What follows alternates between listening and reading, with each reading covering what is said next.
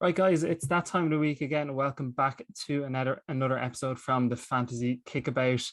Been a mental weekend. I'm joined on this podcast by Manchester United fan David Dent and a very happy Liverpool fan in Dave, aka O'Hara.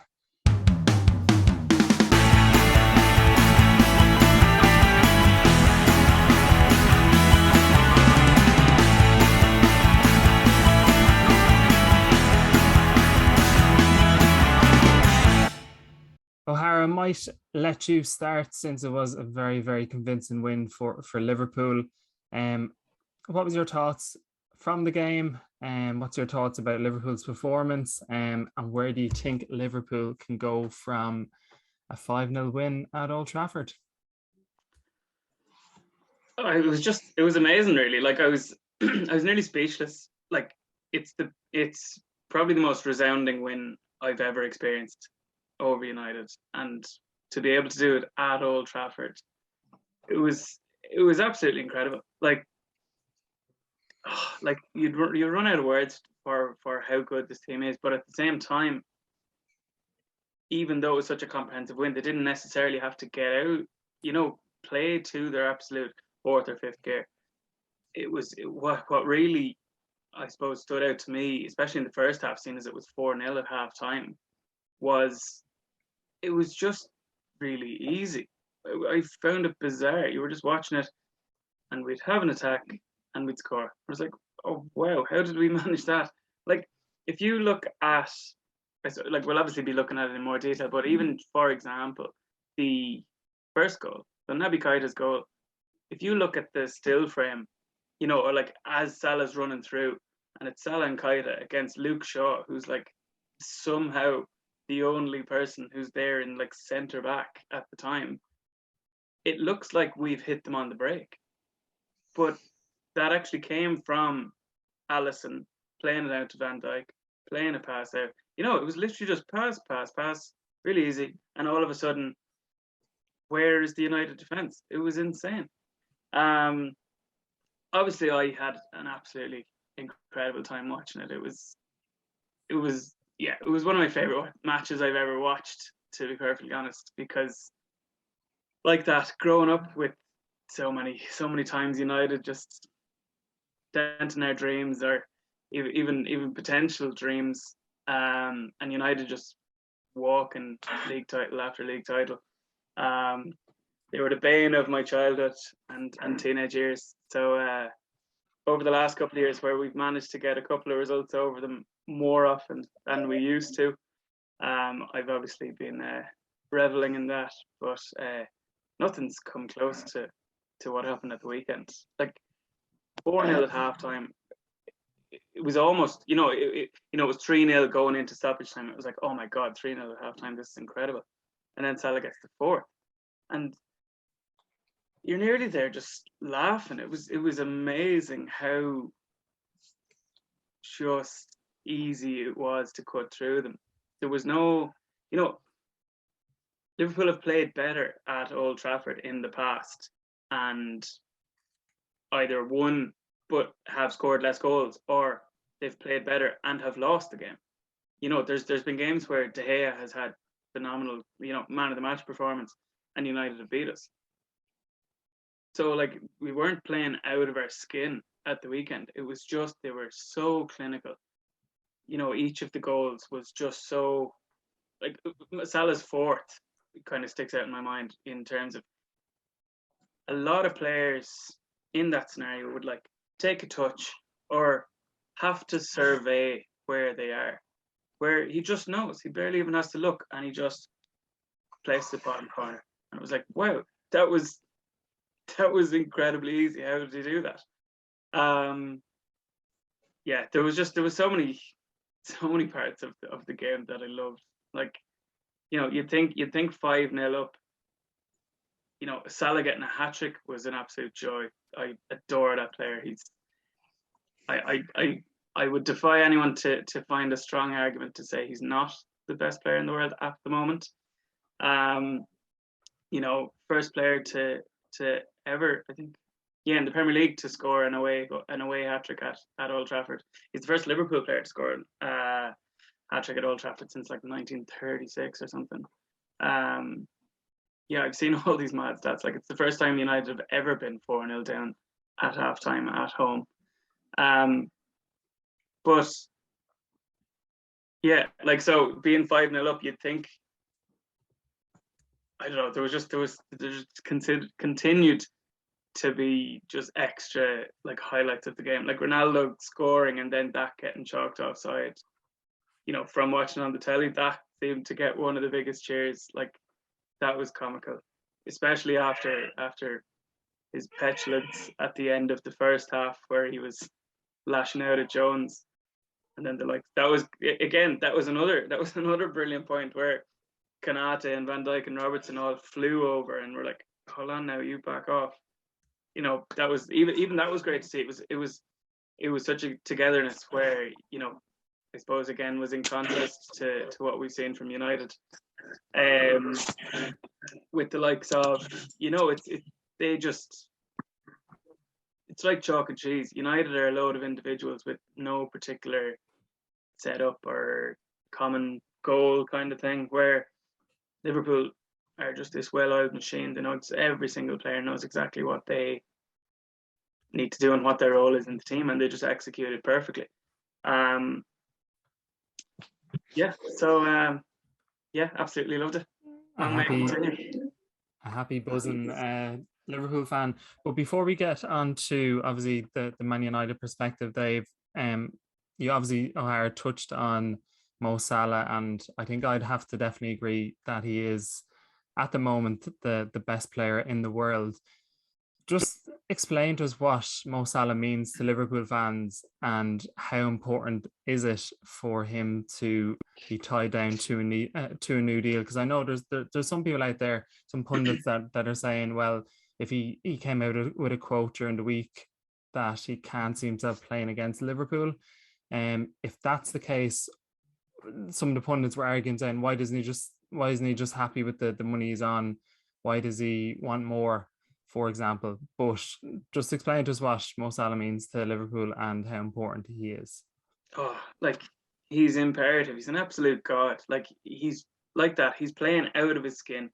There was this season, his first season, where he scores 44 goals in all competitions, and you have people then coming out being like, oh, he's going to be a one-season wonder. Like, he's world class and has been consistently for years. Liverpool as a club had a relatively poor season last season, but he's still putting up phenomenal numbers. Going into the last game of the season, it was either him or Harry Kane was going to be top scorer of the league. Like, he's in the top 10 Liverpool all-time scorers, having played at least 100 games less than pretty much everyone else in the top 10.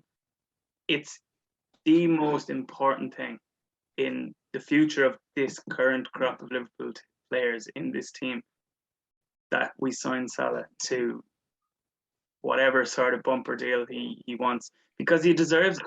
He's playing out of his skin. He is playing as the best player in the world at the moment, and the best players in the world are on the best money in the world. That's generally how it works.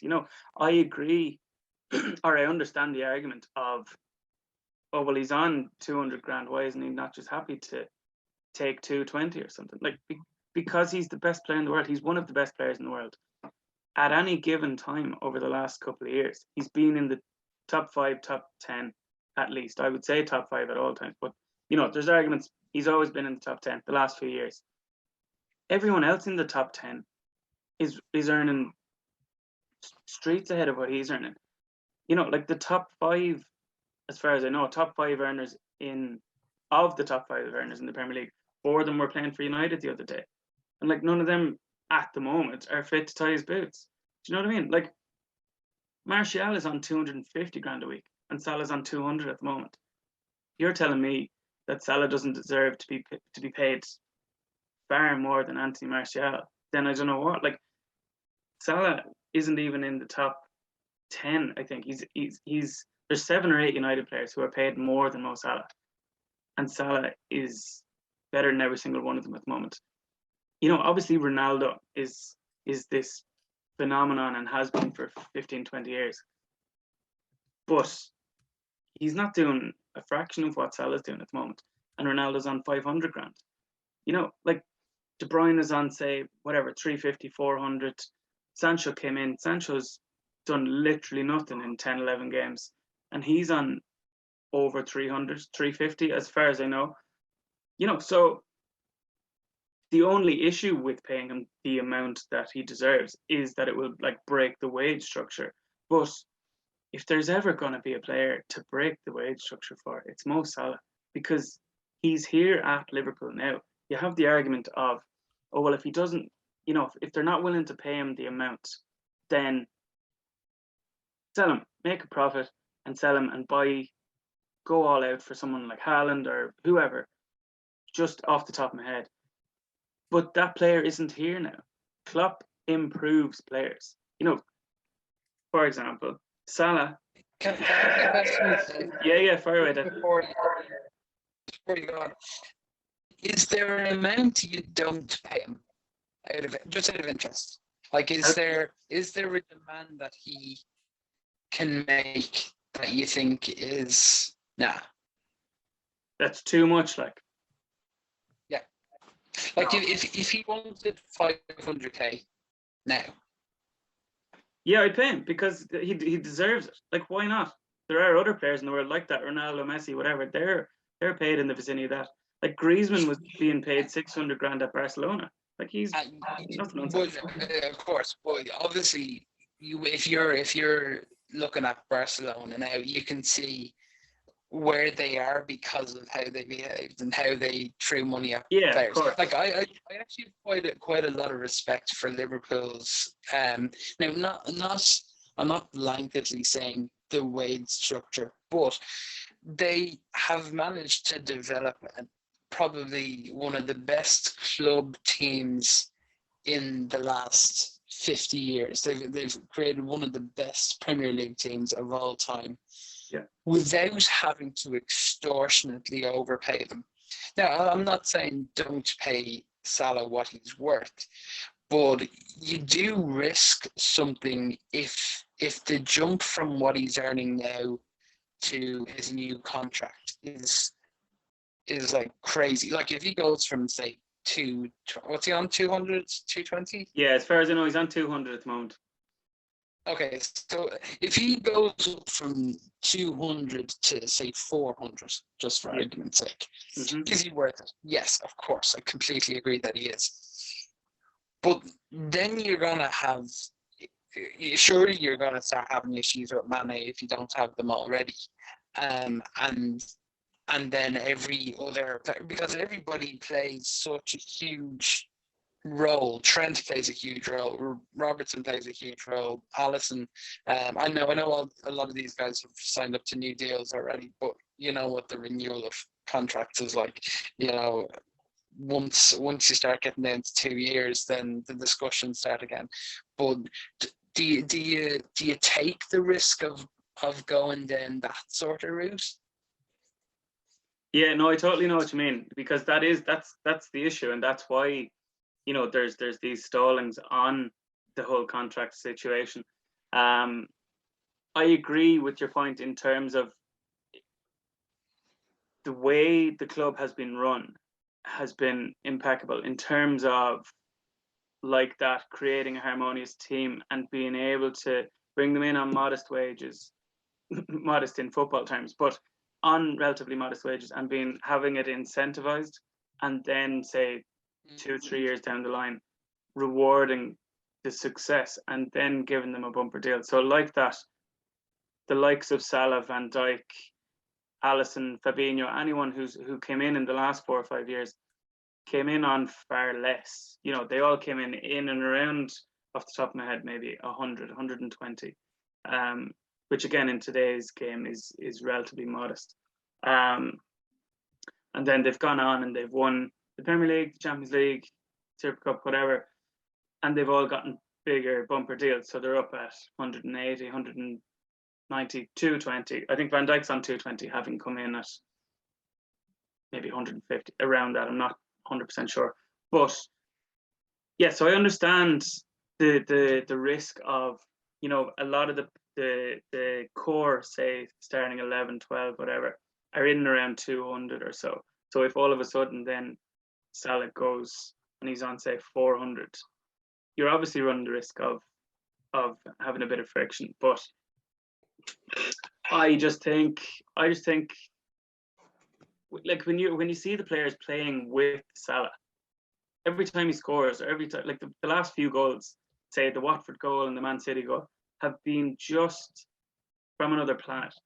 So when you see the Liverpool players celebrating with him, they're losing their heads. They're reacting as if they're fans, being like, "Holy fuck! How does he do this shit every week? Like, he's not human." So you can see that they all can see that he's so special.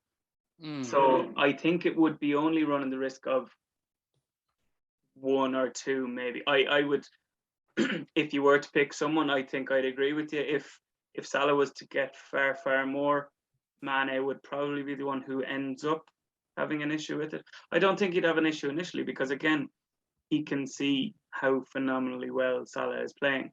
I hope, I'm absolutely praying they sign him up, because I think it's so crucial to keeping this team going at this level and not having it that they just win the one title or maybe win two or three and that's it, and we don't win it again for 10 years.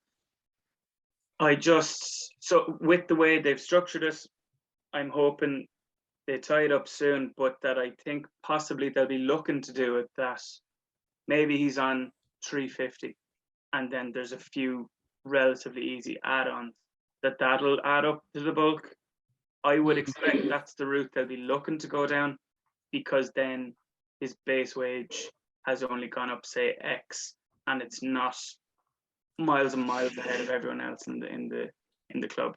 I just think it's so imperative to get him signed up, and all the other players in the room can see that he's incredible. So I would be very surprised to see them having an issue with them paying what he's worth, because they can all see that he's an absolute god.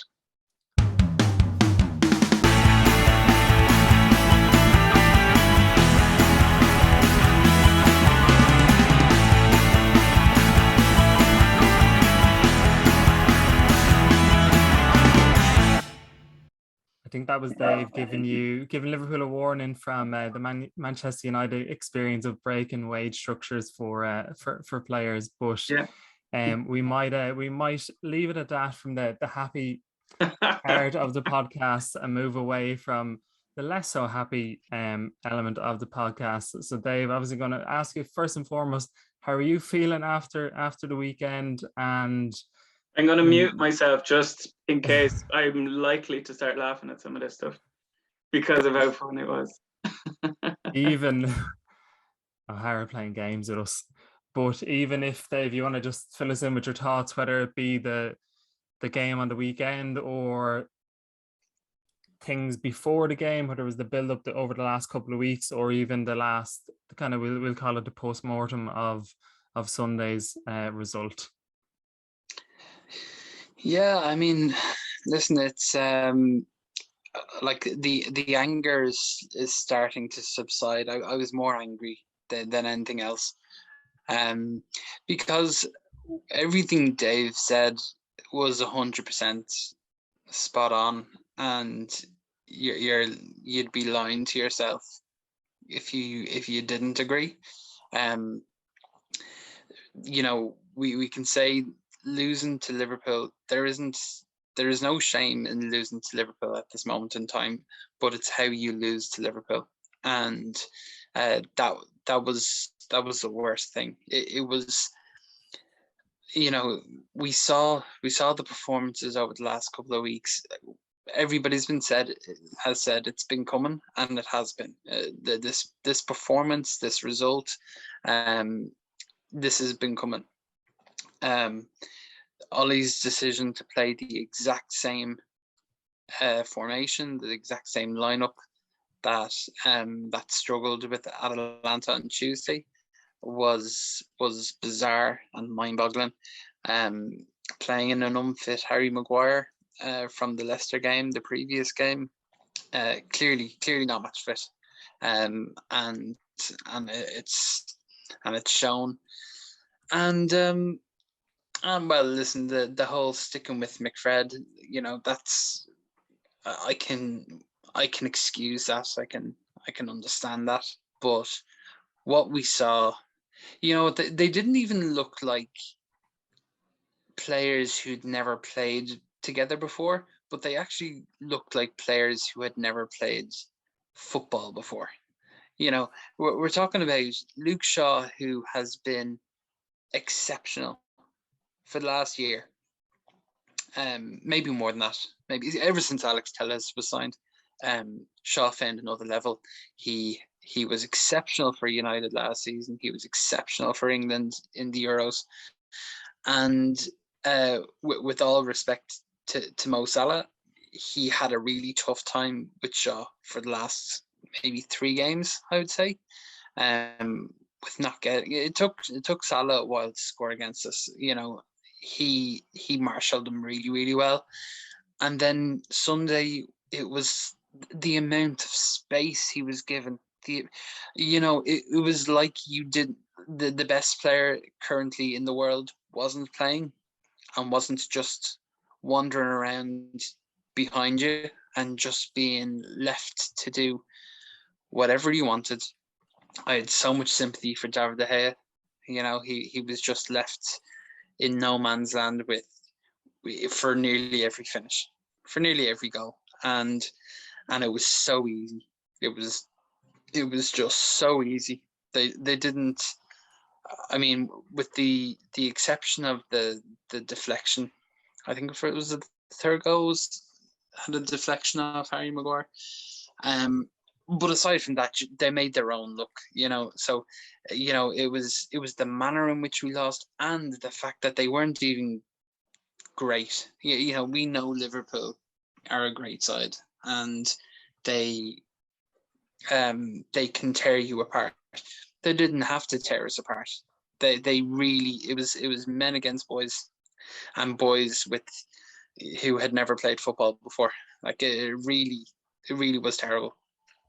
And listen, do you know what? I say this from I'm really trying here. I'm somewhat delighted that, I'm glad Dave has gotten one of these days when you can really enjoy, like a game like that is one of those ones fans remember forever. They do. You drink it in, you enjoy it for everything. I think Jamie Carragher said it during the game. You drink it in, you take it all in. But so I'm delighted that he's so happy. Really, yeah, I'm delighted for him. But it's just that means a lot, Tiff. I even felt like Liverpool. They took their foot off the accelerator. I don't know if Liverpool felt sorry for us. Like it felt like it was like kicking a puppy or something. I don't know. It was just yeah. It was horrible. And then I got so angry with the post match interviews. Harry Maguire coming out and using the phrase apologies to the fans. It was so insincere. It was so empty, and they've been saying it for months. On and off. Whenever there's a bad performance, like there's this little eulogy that they come out with on their social media profiles, and they say that it's not good enough, and it's not good enough. But then nothing happens, nothing changes, and he kept saying they were disappointed. I don't want them to be disappointed. I want them to be furious. I want them to be absolutely livid with each other. I want them to never want to feel what it was like. I have never seen Man United fans walk out of Old Trafford, not at halftime. Never. I've never seen fans walk out like that. That was just so, and each one of those fans hurt. They can't watch it anymore. They can't watch the club that they love get absolutely humiliated. You can get humiliated by anybody, but humiliated by their fiercest, longest rivals, and out he comes with apologies. And Ollie didn't apologize. He came out and gave us. I know losing hurts, Ollie. I know he's a winner. He's been at the club when winning was the most important thing, and I know that he's not okay with it. But he didn't apologize to the fans for that performance, and that bothered me as well. But it was Harry coming out and recycling the phrases over and over again. Apologies to the fans who've travelled hours and hours up and down motorways in the UK to come to Manchester to watch this game. Like, some fans will never get to see United and Liverpool play, like in the flesh. They won't get to Old Trafford, or they won't get to Anfield to get to see this game. It is one of the biggest games in the world, and our friend made the trek over to Old Trafford from Dublin, brought his 2 kids. They'd never been to Old Trafford before. Fans, this is so much more important to them, to the fans, than to some of these players. And there was a bit more of an honest assessment from Luke Shaw being interviewed. But fans are tired of hearing it now. They're just tired of it. Like, no matter how sincere it might be, they don't care about it anymore. They're not seeing. It's just words. They're not doing anything different. I mean, the thing that wound so many people up was just the jogging back, the lack of an effort. If we got destroyed by Liverpool and we left everything out there on the pitch, you could hold your hands up and say, listen, they're one of the best in the world at the minute, and that's just the way it is. But we didn't get any of that. We didn't get any of it. We had players who really looked like they had no idea what they were doing. Some players just lost, confused. Greenwood didn't look like he knew what he should be doing. Bruno always breaks his bollocks running around the place, but there's no point running around like a headless chicken if you're the only one doing it. And when he does it, he just opens up loads of space. So the 4-2-4 that Ollie went out with, you've lost. Well, Ronaldo's not going to be part of your super duper press at first, and then Bruno's going to be taken out with one pass or two, and so there you've got 2 players gone. So, it was all so easy. And I think if we're being honest, Dave, as well, I think we have to admit as well, Greenwood doesn't exactly press. It's like a half-hour's press. And I kind of felt with his press, I think Dave talked about the still image at the very start, when Alisson rolled the ball, I think went to Robertson, and there was a half-hour's press from Greenwood, and that was in the 3rd, 4th minute.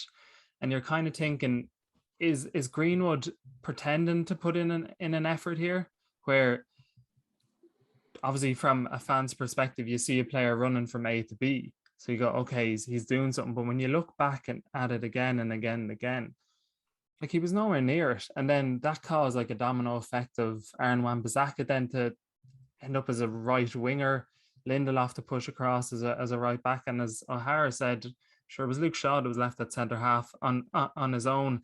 But just to respond to that, I agree with you, but this is kind of the point I'm making about not everybody knowing what they should be doing, because I don't think these guys are going out with clear instructions. Either they don't have clear instructions and don't understand, or they're being told to do something and they're not doing it. Either way, it spells disaster on the pitch.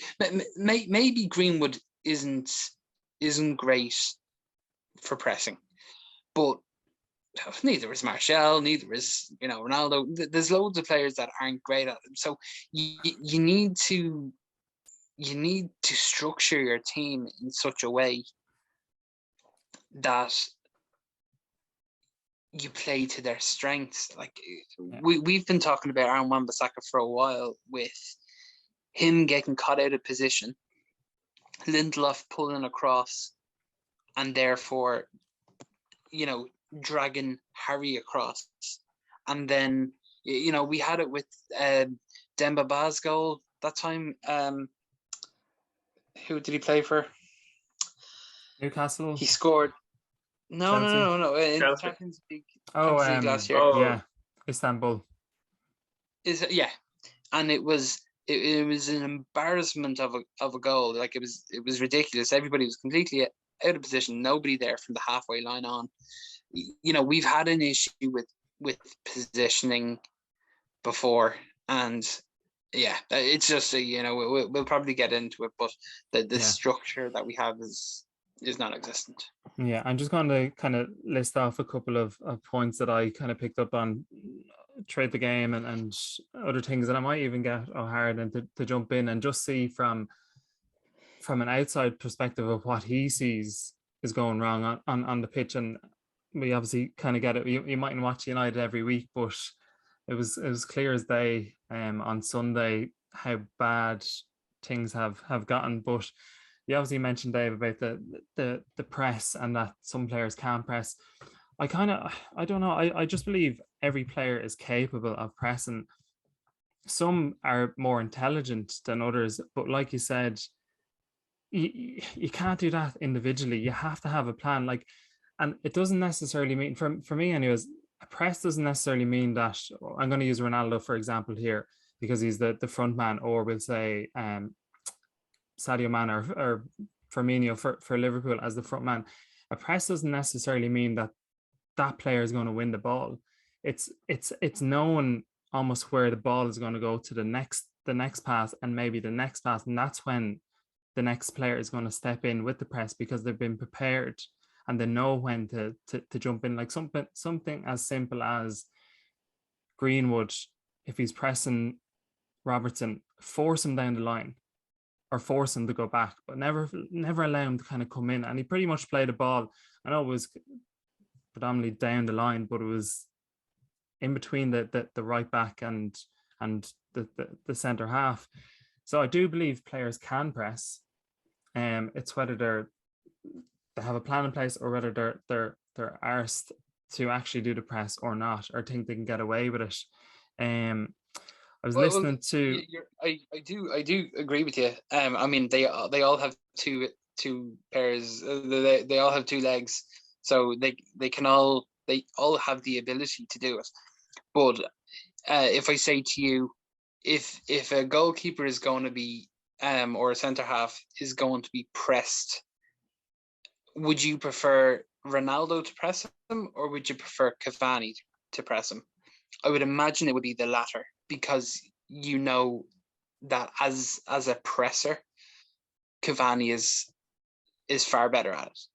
Yeah, and I 100% agree with that. But I think with the current team at the moment, Cavani presses, and then you may as well have Ronaldo pressing up the front if no one's going to come in and press from behind, where that it's the kind of the domino effect, the knock-on effect, the next man in.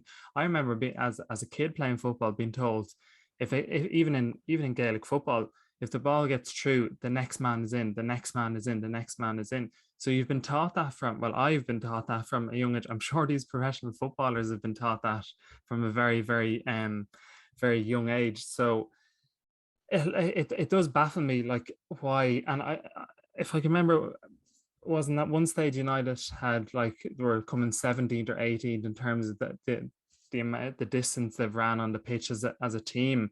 It might have been towards the end of last season or even at the start of this season. I can't exactly remember, but it's just like that. That's what impressed me most about Liverpool on the weekend.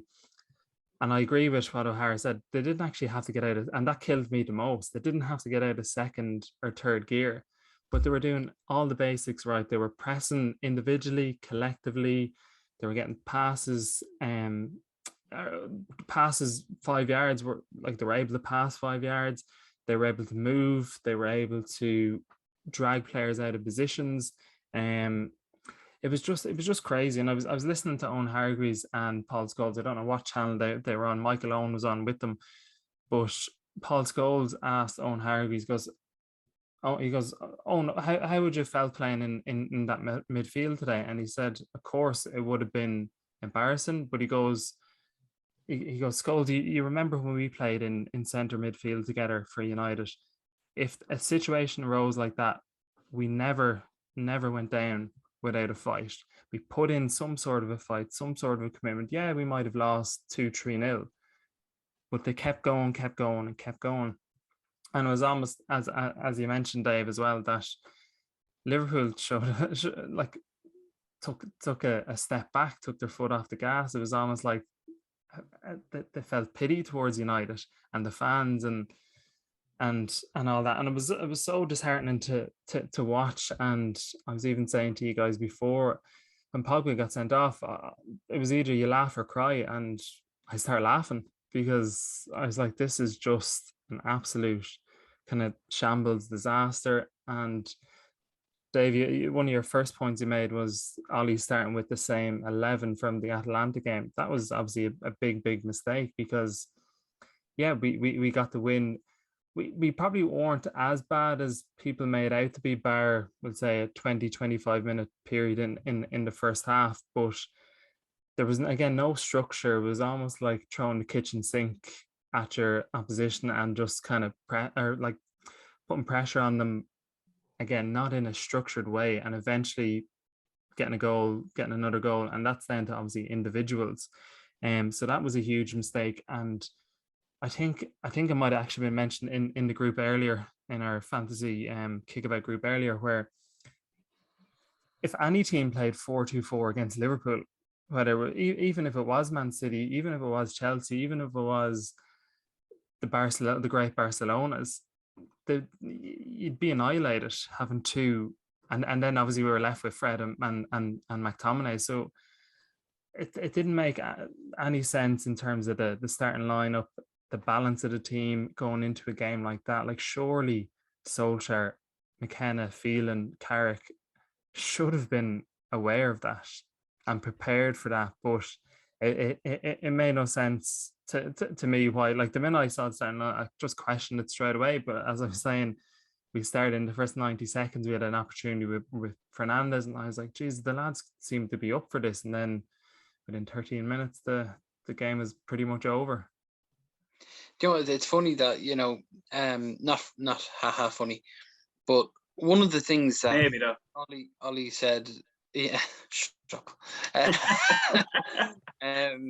was, you know, when he first took over, one of the things that he had promised was that he wanted his team to, before anything else, would be harder working than any other team. They would work hard, and hard work should be a given, obviously. But, you know, he came in, and, you know, Mourinho had let fitness standards slip and so on and so forth, and we had a bit of a grace period where players needed to improve their fitness and everything else, and all of that was great. But we've literally now seen that something has taken a U-turn somewhere, because, and I'm not the biggest when it comes to stats, but we are now the laziest team in the Premier League. We cover less distance than any other team. And, you know, if I don't know whether for sure whether he wants his United team to be a pressing team, or if he wants them to be a counter-attacking team. Like the figures, the performances, everything tells me that it's gone the other direction, and I don't really know where to go with that. You know, I agree with everything you said. You know, if you go to Liverpool with a 4-2-4, good luck to you. You don't even have to go to Liverpool with a 4-2-4. You'd want to have gates in between the four, like literally shingle gates in between, because you're not. They want. This is the thing, and one of the things that I admire most about Liverpool over the last 2 or 3 years, they want it more than everybody. When they've won, when they won the title, and even the season before that, they wanted it more than anybody else. They turned up every single week, and the bare minimum you got was 100%. And our guys aren't even halfway there. Just to piggyback on that, Dave, like that, you're entirely right. Because that season before we won the league, we were incredible, like phenomenal. One of the best teams we've seen in years. Like that was the year we also won the Champions League. But we finished second with 97 points. Potentially even better. They might have actually been better that season than the season. This is entirely. Like 97 points. We were that close to have won to win, to get in a Premier League and Champions League double. But to have gotten 97 points and not win the league, they didn't decide, we're done. Like, how could we possibly do that again? They literally were like, okay, we're basically going to have to win every single game next year. And they went and did that. They had 26 wins and a draw from the first 27 games. That is unheard of. And like you were saying, Dave, it's that mentality. They were like, okay, we're just going to have to do it. And so they went and did it. They wanted it more than literally everyone else that year. And that's as you said, that's the difference between the two teams at the moment. Yeah, and that sort of mentality comes from Klopp. Simple as. O'Hara, just really quickly before we kind of move on to another element of the podcast, but just from, I suppose, looking in from an outside perspective, what can you see that's gone wrong for Solskjaer and United, whether it's over from the start of this season to now, or whether it was brewing obviously last season and maybe COVID worked to Manchester United's advantage? Yeah, like, to be honest, you've said a lot of what I would have said, so I'm not going to labour the point particularly, but the biggest thing I've seen, and it's just become more pronounced, and so it's far more obvious. Even to someone who wasn't particularly used to analysing a game as opposed to literally just watching it as a fan. You can see it even to those people. There's no cohesion with the team. The first goal on Sunday happens because everyone's just doing their own thing. And like that, one of the biggest difference between the teams is the pressing and the togetherness. Liverpool, every single player knows how they press or what the trigger is for them to press, but they press as a unit. If Salah's pressing, Firmino's in there behind, and if that player gets past, Firmino is all over him like a rash. Henderson's right there beside him. Where I entirely agree with what you were saying. I think it's a lot of players, it's half-arsed, it's just lazy. It comes down to wanting it more. Some of the United players pretend to press, or one of them decides, do you know what, actually I'm going to press, and he does press, but everyone else is like looking at him being like, oh, sure, Bruno's pressing there, fair play to him. Like, join him, you do it too. What are you doing? If I was a United fan, I don't think I could be more frustrated with Paul Pogba generally as a player. I know he didn't start at the weekend, but watching United, he is always someone who does my head in, just as a football fan, not because, if he's not pressing, obviously as a Liverpool fan, I like that. But just generally watching the game as a football fan, Pogba is the absolute king of pretending to press someone.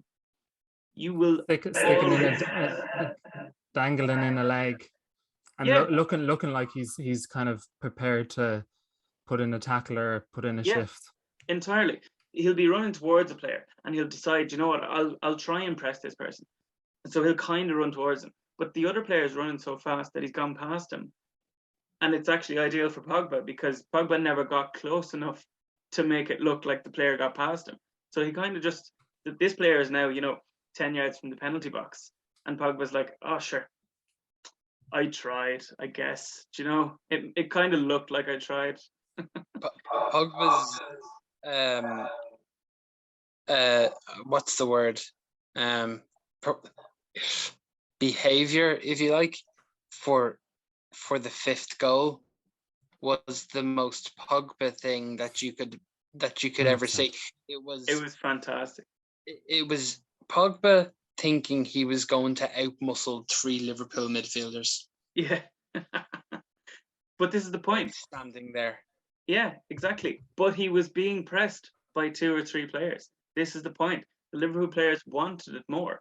They absolutely harried him like a pack of dogs. And that's what they do all the time. So that's one of the biggest, like going back to your question, Guy, that's one of the biggest things looking in as an opposition point of view. It's 11 individuals out there with no particular identity. And again, that comes from Solskjaer. He hasn't, he's there, nearly 3 years. He hasn't imprinted an identity on that team. Where, in contrast to Klopp imprinted his identity literally within a couple of games back in 2015. Even though the standard of player wasn't even up to a scratch of what we currently have. But he imprints his identity on these players and be like, as a team, this is what we are. Not, Mane, this is what you are as a player, and Henderson, this is what you are as a player, and these are disjointed things. You are all units in this entire machine, and that just it just works so beautifully. Yeah, I was delighted we didn't go off on a Pogba tangent there, because he always seems to be a main topic of he wasn't discussion. Involved long enough. I know. Yeah. There was a meme going around of Pogba's heat map, which was literally just a straight line on and a straight line back off the pitch.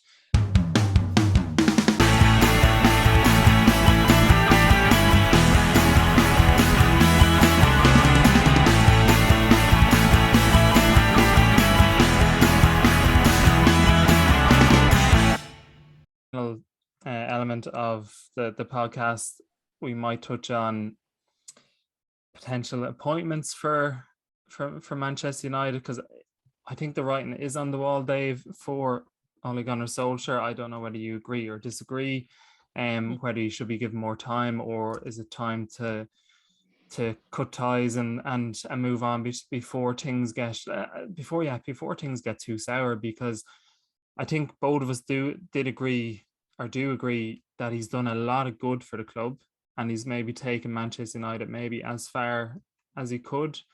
Would you give him a bit more time? If so, how long? If not, who would you like to see as a replacement? But also, who do you think realistically could be a replacement? So we do agree. I will be eternally grateful for the good things that Solskjaer has done, and he has done some great things, and he's done things with the club in mind. And I do honestly believe he has done everything with the benefit of the club in mind. But I do also think that he's reached the limit of where he can bring us. O'Hara was talking about imprinting on his team, and I do agree to an extent, but I think one of the worries is that we were progressing each season. We were getting better.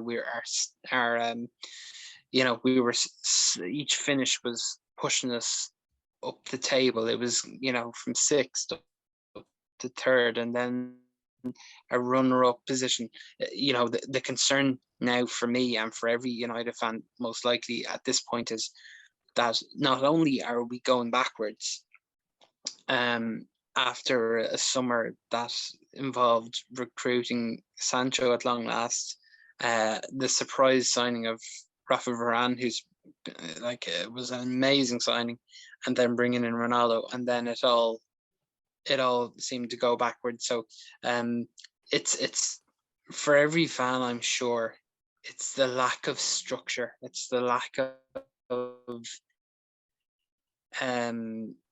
what seems to be like team coaching. His man management skills for the most part.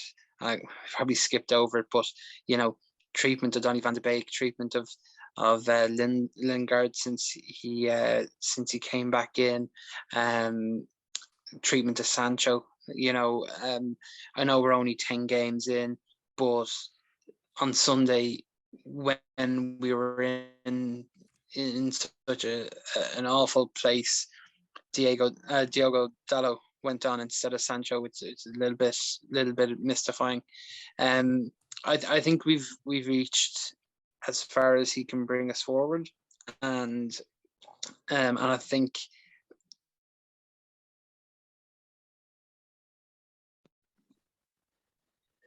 we need someone to come in and put a proper structure in place, a proper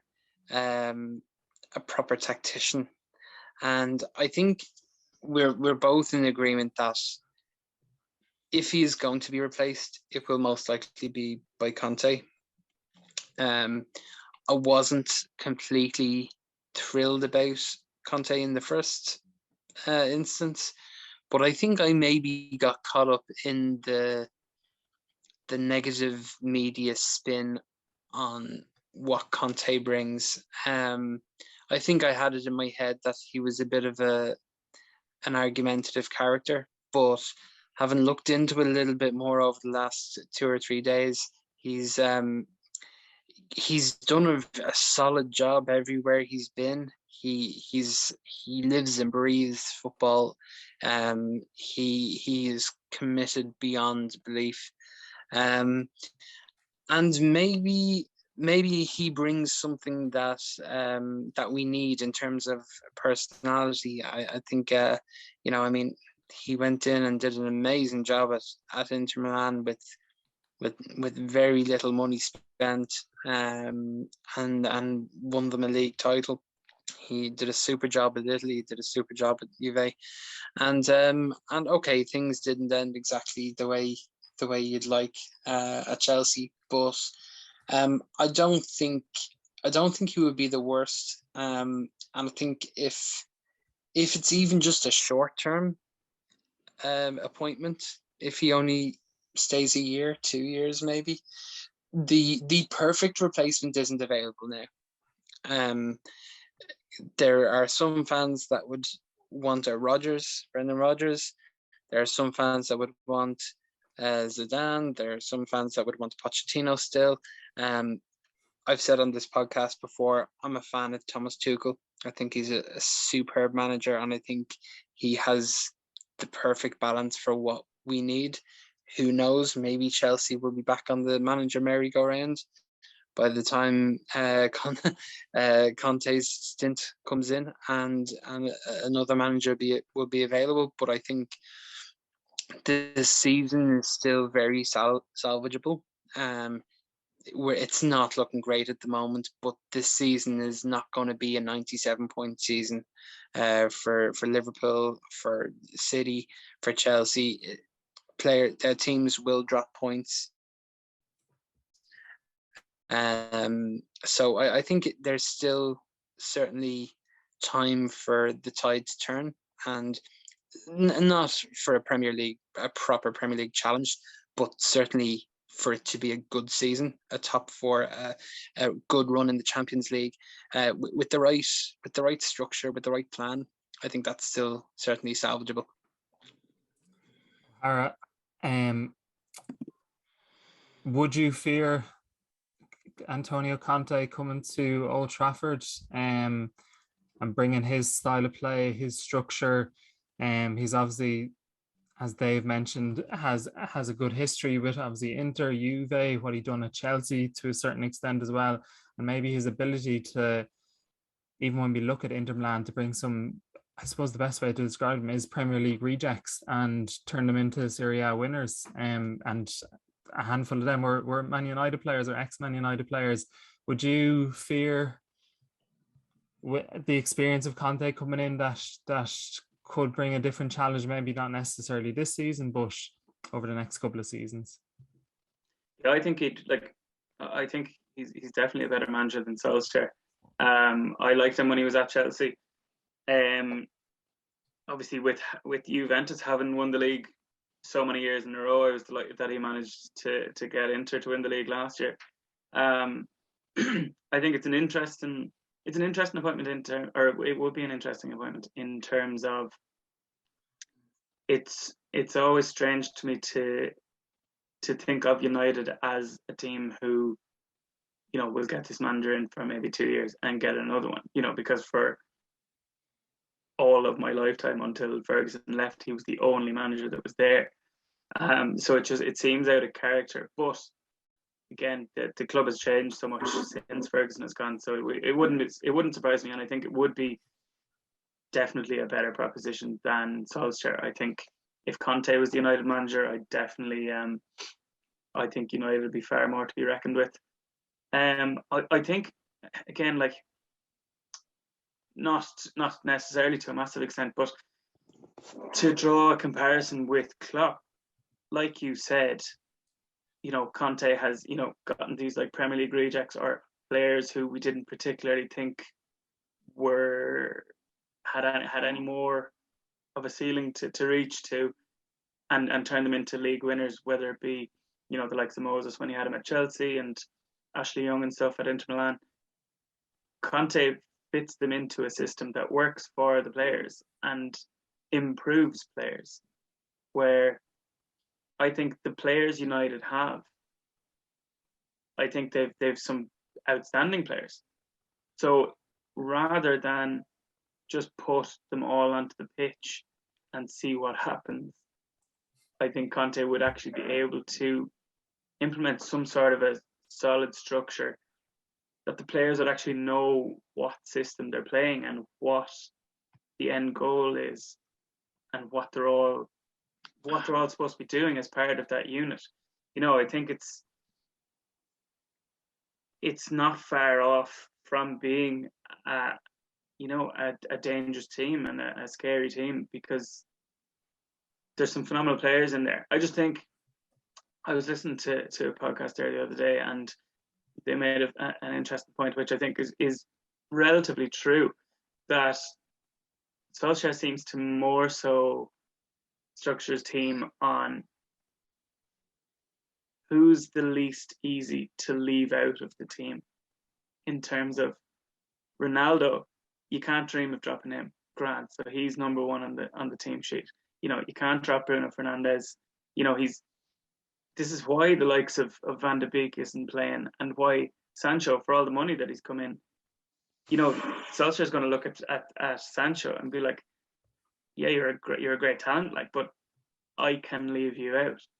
And I just think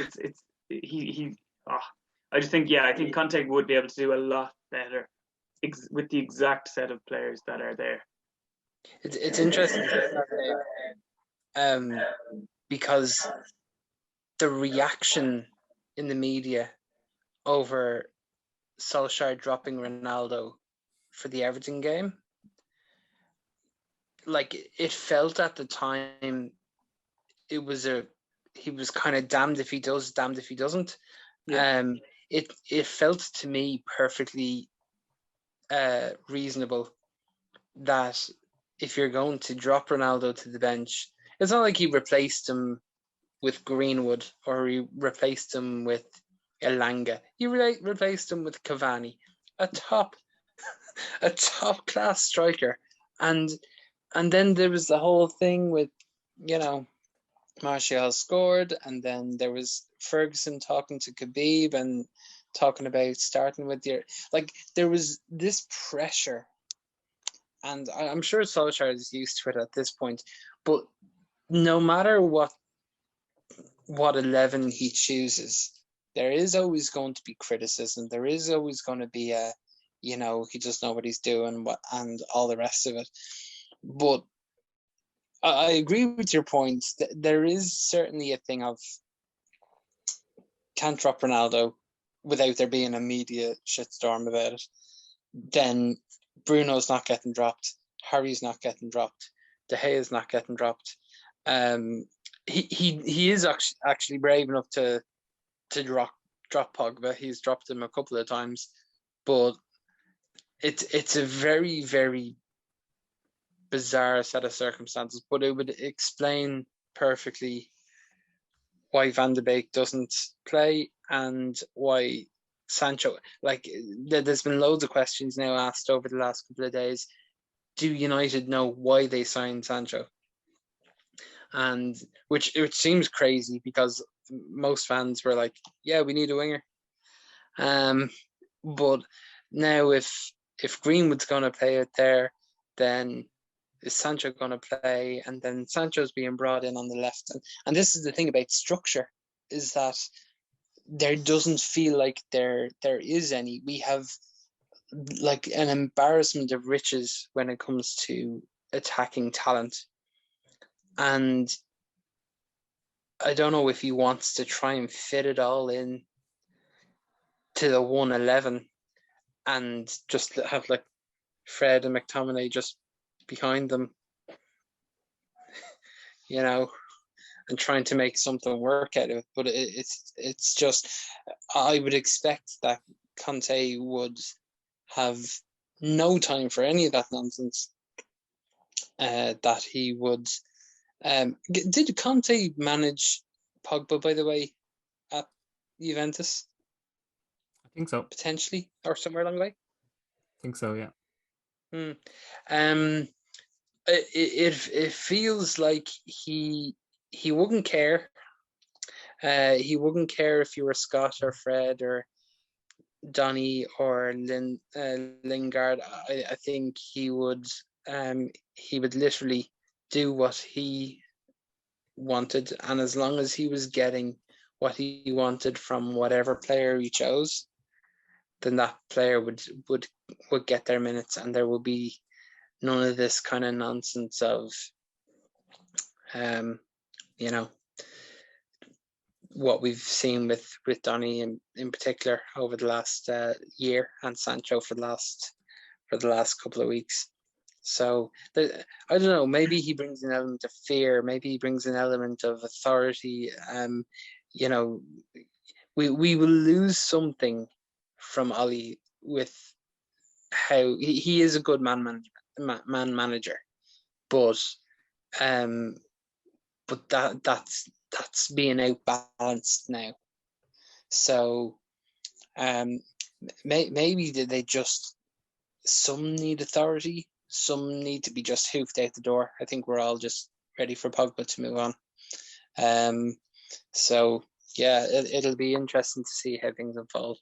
Yeah, I was going to say, before we go off on another Pogba tangent, I'll move us back to Conte. But again, for me with Conte, when his name was mentioned, maybe a week, 2 weeks ago, as a potential replacement that he was available, I wasn't kind of too keen, similar to yourself, Dave. But my head's starting to turn and starting to kind of come around to that idea of Conte, purely because I think these United players just need to kick up the arse, to be honest. And Conte will be the sort, like, he's not afraid to drop players. He's not afraid to change formation if things aren't working. He's not afraid to give players opportunities. So as you were talking about, the likes of Donny van de Beek, Lingard, Sancho, you could definitely see them give him obviously more opportunities.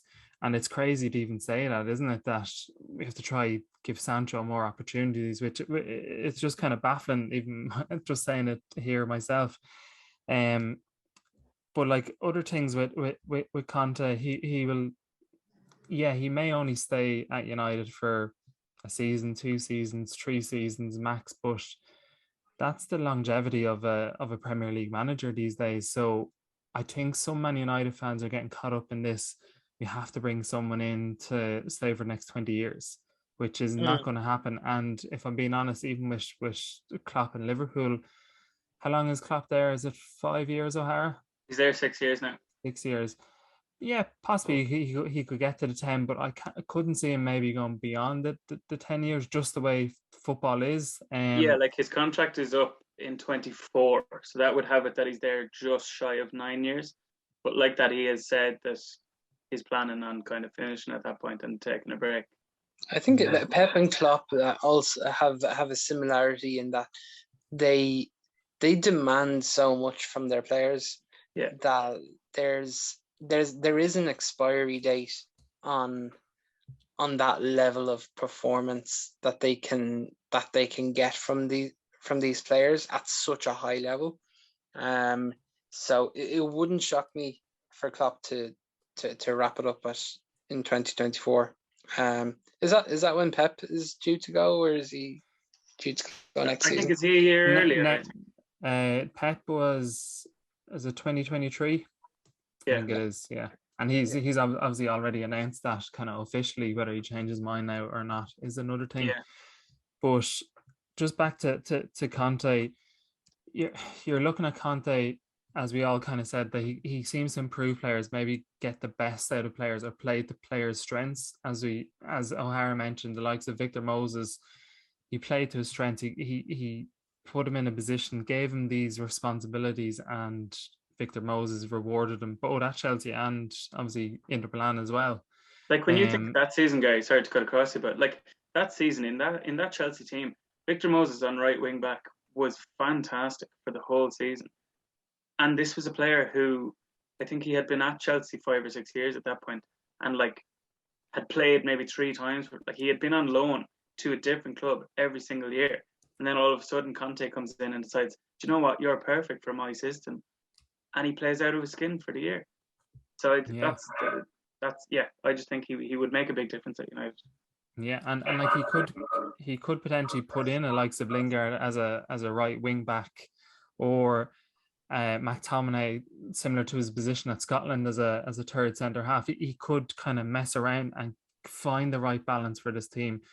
So that's why I'm kind of starting to turn my head towards it. Before that, if I'm being honest, I had no idea who I wanted. I was thinking maybe Brendan Rodgers, Ten Hag at Ajax, because what he's done with Ajax, they have a structure, they have a system, a lot of youth players, they have an identity. He comes across as a good manager. Obviously, I don't watch a lot of Ajax, but it's just so hard to know. And I do think disappointment is one of the most important appointments. But on the other hand, like I said, Conte could come in just for a year or two, potentially steady the ship, and then another manager, as they've alluded to, maybe like a Thomas Tuchel, could become available on the Chelsea merry-go-round of managers. I don't know who will end up as Man United manager this time, 3-4 years time, but I think this appointment right now is one of the most crucial for United, that they don't take 2 or 3 steps backwards. They have to keep progressing forward. And at the moment, unfortunately for Ole Gunnar Solskjaer, we're taking steps backwards, where over the past couple of seasons we've taken small steps forward, but they were still forward. And I'm afraid things will get very, very sour if Solskjaer stays in the job until the end of the season or until Christmas. Things will sour off, and he may be forgotten for the good things what he's done for the club. But also, I can see a logic reason why Solskjaer might be kept in place for the Spurs game, potentially Atalanta, and the following game against City before the international break, purely because Conte seems to be quite a difficult negotiator. So I don't see the point in sacking Solskjaer now and having no one to come in, or having a Darren Fletcher to come in for 3 intern games. That makes no sense to me. Would that make any sense to you, Dave? No, absolutely zero sense. I mean, like you would, like, yeah. Sorry, the Darren Fletcher thing threw me off because that was mentioned yesterday, and I thought, what, is Wes Brown not free, or is could we not John get O'Shea? I heard John O'Shea is free as well. So surely Jemba's still knocking around somewhere. But just a point on Conte. You mentioned about him being a tough negotiator, and that definitely he does come with wanting certain assurances, which I understand. I think he will actually have an easier time than he did at Inter Milan, for example. I think this squad is okay. Maybe you could add in a proper, solid defensive midfielder. You could bring in a Rice or bring in a Neves or bring in somebody, but I don't think he needs the wholesale changes that he did at Inter Milan, or in previous jobs. I think this squad is good enough to be competitive and to keep moving forward. I think the majority of what we've got a problem with at the minute is mindset, is structure, is a real game plan that everybody thoroughly understands and knows what their job is 100%. So I think, United have been good at supporting managers financially when it comes to needing to bring in additions, and the club have worked pretty well with Solskjaer, and his recruitments have been, for the most part, have been pretty good signings. So I don't think we'll need much to be added in for Conte if he does decide to take the job, and he is given the chance after. We know he's not gonna.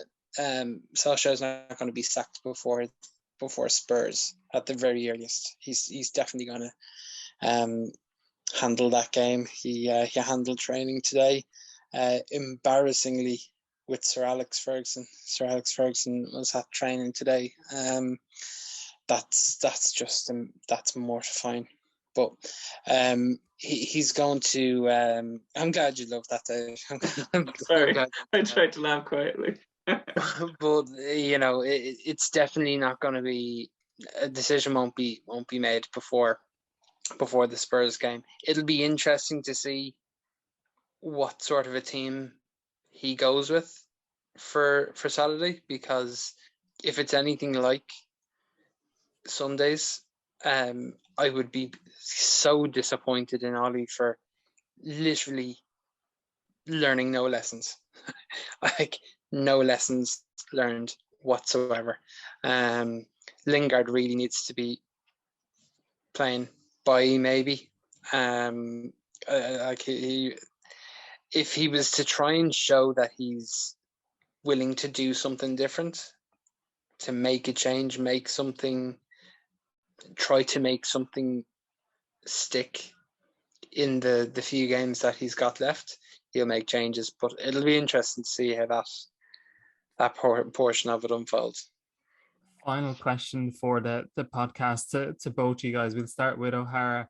Can you see Ole Gunnar Solskjaer still being in charge come the next international break in November? I'd love him to be, because I think the longer he's there, the longer this charade goes on. I wouldn't say so. I'd say if the likes of Conte is available and is willing to negotiate to then become the United manager, I think that's the way to go. The talk coming out that he's been given kind of 3 games to save his job or whatever. It's not like he's been given Watford, Wigan and Crystal Palace. Do you know what I mean? Like, it's what, Tottenham, City and a Champions League match in there. So I 100% don't see him taking 9 points out of those games. I'd love it to, not only from the point of it would keep him in the job, but it would take points off City as well. So obviously that would be in everyone's interest. But no, I think if we're being honest, yeah, I think his days are numbered, and it won't be long before there's a new United manager there. Dave, you obviously mentioned that you can see him in charge for the Spurs game. Can you see him in charge for the Atalanta and City game? Yeah, I can. I think if it was if he was going to be relieved of his duties, he'd have been done by now.